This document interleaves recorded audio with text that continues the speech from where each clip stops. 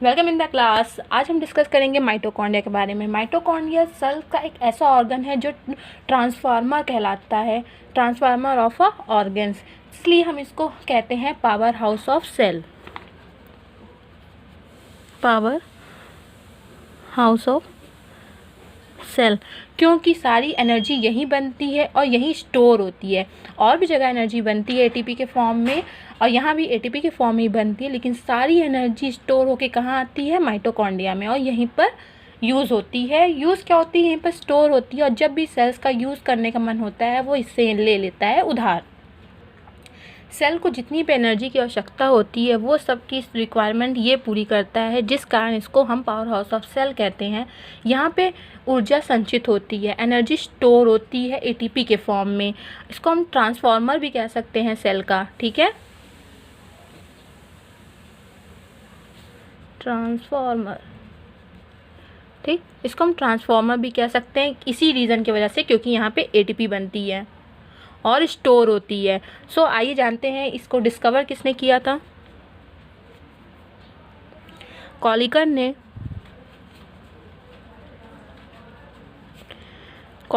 सन 1880 में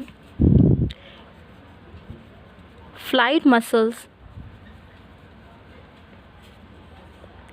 of insect की flight muscle में इसकी सबसे पहले खोज की थी, यानी सबसे पहले देखा था। फिर बायोप्लास्ट इसको नाम अल्टमान के द्वारा दिया गया। किस सन में दिया गया था? 1894 में।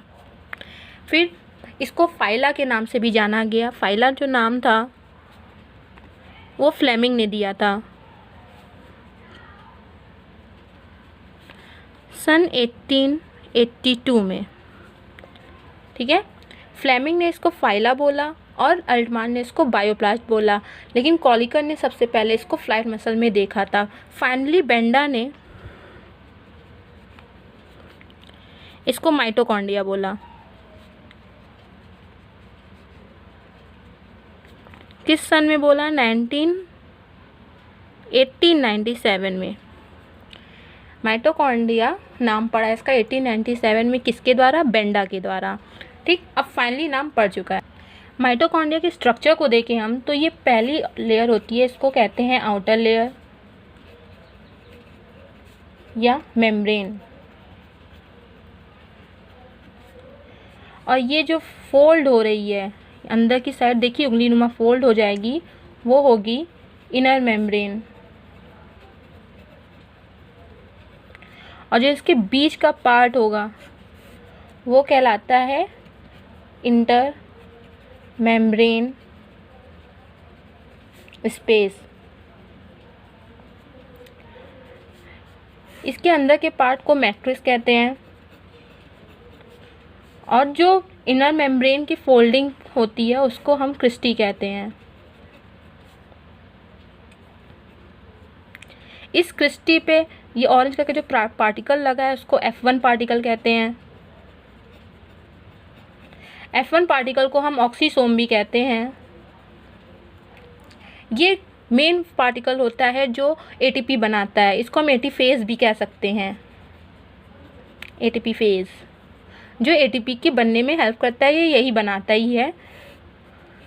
ये आपका डीएनए है, सर्कुलर फॉर्म में होता है। ये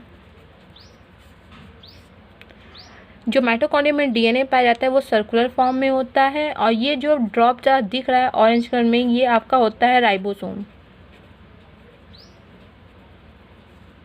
ये 70S टाइप का होता है। माइटोकॉन्ड्रिया और क्लोरोप्लास्ट दोनों ही ऐसे ऑर्गन जिनके पास खुद का डीएनए और आरएनए होता है, जिस कारण इनमें जो राइबोसोम होता है वो 70S टाइप का होता है। 70S यानी 70 सब यूनिट का होता है, ठीक। ये इसकी होल स्ट्रक्चर हुआ। अब हम इसके बारे में अगर हम इतनी संरचना पूरी अगर देखें, ये स्ट्रक्चर आप यहाँ पे देखिए तो आपको समझ में आएगा इसमें एटीपी बनता कैसे है। ये आपकी जो लेयर है ये आउटर है, नहीं सॉरी, ये इनर है, इनर मेम्ब्रेन, और ये जो है ये आउटर मेम्ब्रेन है। इनर मेम्ब्रेन आउटर मेम्ब्रेन के स्पेस पे हाइड्रोजन फिलअप होते हैं। हाइड्रोजन मॉलिक्यूल की ग्रेडियंट होती है, बहुत ज़्यादा ग्रेडियंट होती है, जिसके कारण ये फ्लो करते हैं अंदर की ओर।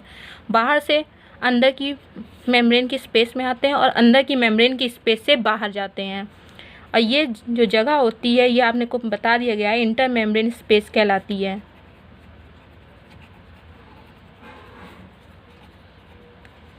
ठीक, इंटर मेम्ब्रेन स्पेस। अब ये जो इनर मेम्ब्रेन स्पेस की क्रिस्टी है, यहाँ पे क्रिस्टी फॉर्म होती है। इस क्रिस्टी का एक स्ट्रक्चर का दिखा रहे हैं। यहाँ पे F1 पार्टिकल लगे होते हैं जो इस तरह के दिखते हैं।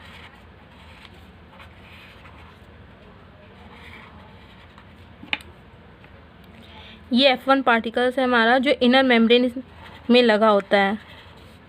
इनर मेम्ब्रेन के स्पेस पे पूरी तरह इन्फिड होता है। इसी को हम कहते हैं F1 पार्टिकल या ऑक्सीसोम या एटीपी फेज मॉलिक्यूल भी कह सकते हैं। ये जो इसका पार्ट होता है वो कहलाता है हेड, F1 हेड, और जिसका ये वाला पार्ट जो है वो बेस कहलाता है या F0।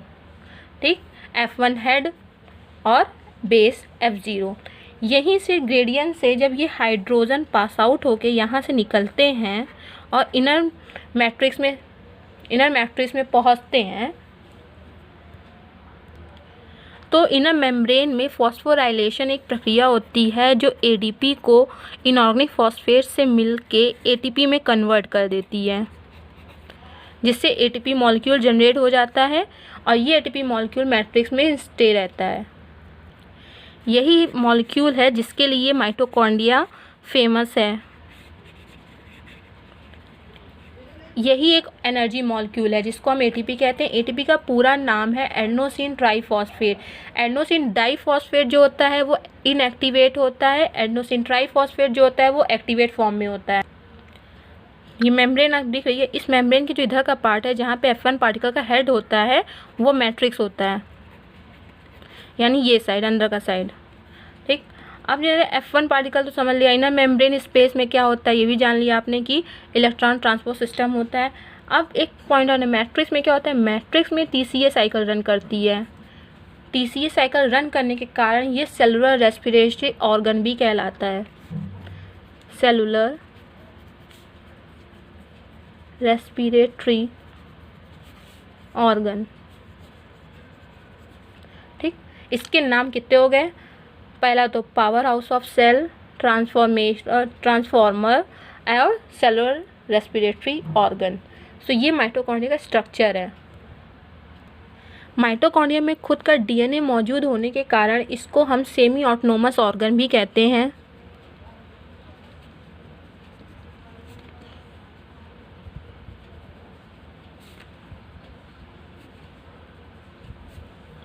सेमी ऑटोनोमस ऑर्गन, और इसके होने की वजह से जो DNA है replicate bye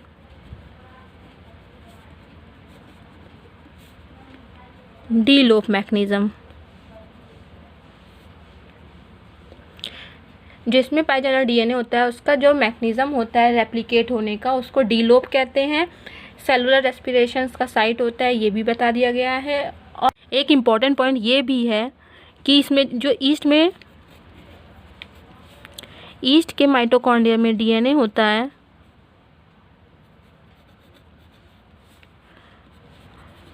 5 into animal mitochondrial DNA। जो एनिमल में माइटोकॉन्ड्रियल DNA पाया जाता है उसका 5 गुना होता है, 5 गुना लंबा होता है। किस में पाया जाने वाला DNA? ईस्ट में पाया वाला DNA।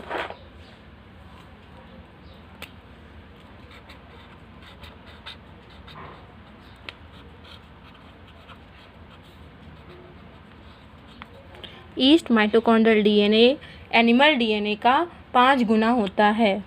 अब देखते हैं कि माइटोकॉन्ड्रिया के किस किस पार्ट में क्या क्या पाया जाता है और वहाँ पे कौन कौन सी प्रक्रिया होती है।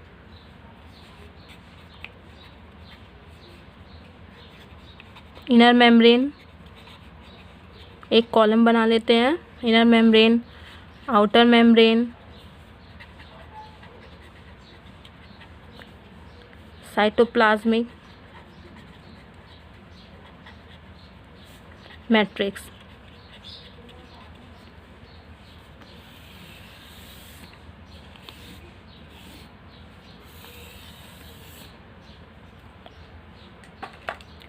जो इनर मेम्ब्रेन होता है यहाँ पे मतलब ईटीएस रन करती है, यानी इलेक्ट्रॉन ट्रांसपोर्ट सिस्टम, एटीपी का बनना।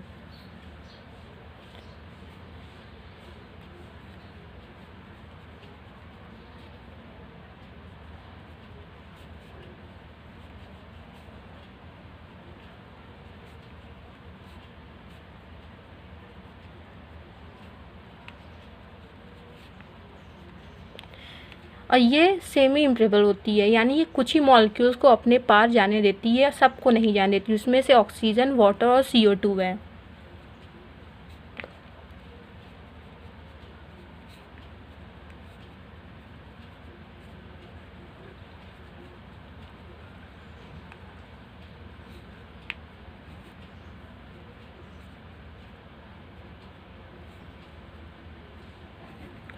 जिसकी क्रिस्टी होती है वो इनर स्पेस को लार्ज करने में हेल्प करती है। इनर जब फोल्ड हो जाएगी तो जो इंटर मेम्ब्रेन स्पेस होगी वो लार्ज हो जाएगी।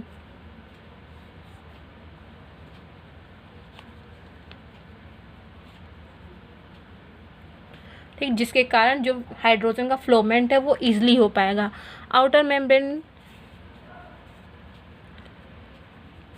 सेमी प्रीमेबल, फॉस्फोलिपिड की बनी होती है।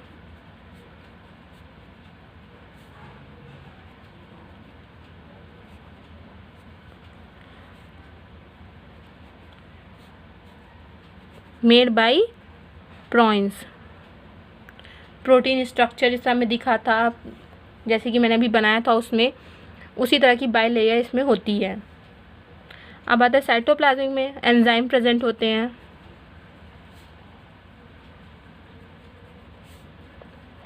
जो TCA रन करते हैं and many other work.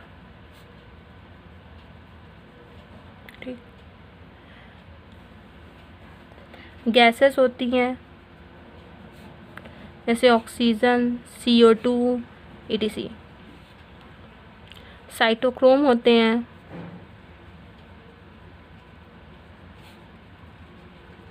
Cytochrome oxidase.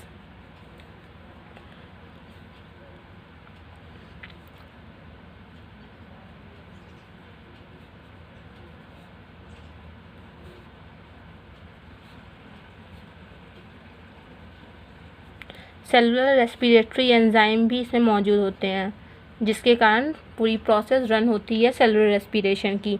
अब जानते हैं इसका फंक्शन क्या होता है। इसका फंक्शन कुछ इस प्रकार है।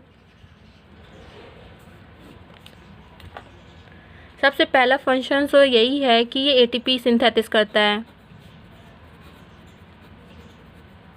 ATP सिंथेसिस सेल में तो करता ही है, सेल में करता ही, एंड इन स्पर्म ऑल्सो। ठीक, सेल में तो करता ही है, लेकिन स्पर्म में भी ATP का सिंथेसिस करता है एनर्जी के लिए।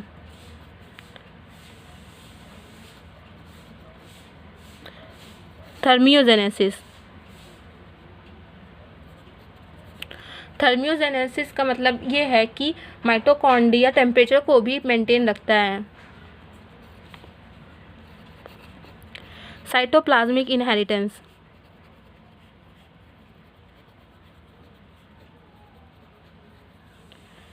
इसका खुद का DNA होने के कारण ये साइटोप्लाज्मिक इनहेरिटेंस का गुण दिखाता है, क्योंकि इसमें खुद का DNA होता है और जो एक पीढ़ी से दूसरे पीढ़ी में जाता है, ये खुद का ही DNA एक पीढ़ी से दूसरे पीढ़ी में भेजता है। इसके लिए गुणसूत्र की आवश्यकता नहीं होती, यानी no need of chromosome for transfer one generation to other generation. इसको हम मैटरनल इनहेरिटेंस भी कहते हैं।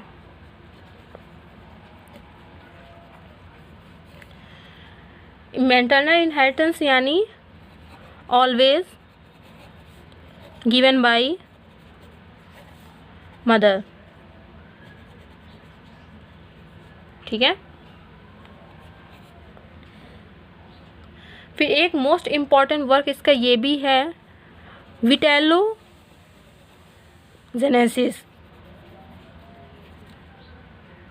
विटेलोजेनेसिस एक प्रोसेस है जिसमें यॉल्क सिंथेसिस होती है। अंडे का जो पीला भाग होता है उसको यॉल्क कहते हैं, उसको सिंथेसिस करने के लिए यॉल्कोसिंथेसिस प्रोसेस होती है, ठीक। इसको यॉल्कोजेनेसिस कहते हैं, यॉल्क सिंथेसिस, ठीक। Done by mitochondria plus Golgi का है।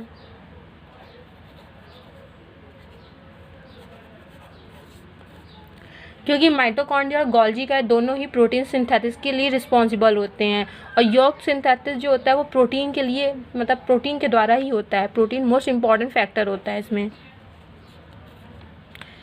TCA cycle, citric acid cycle या tri carboxylic acid cycle.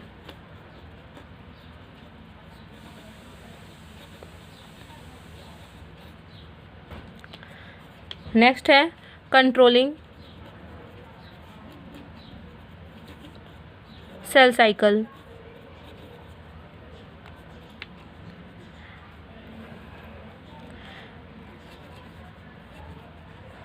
Cell differentiation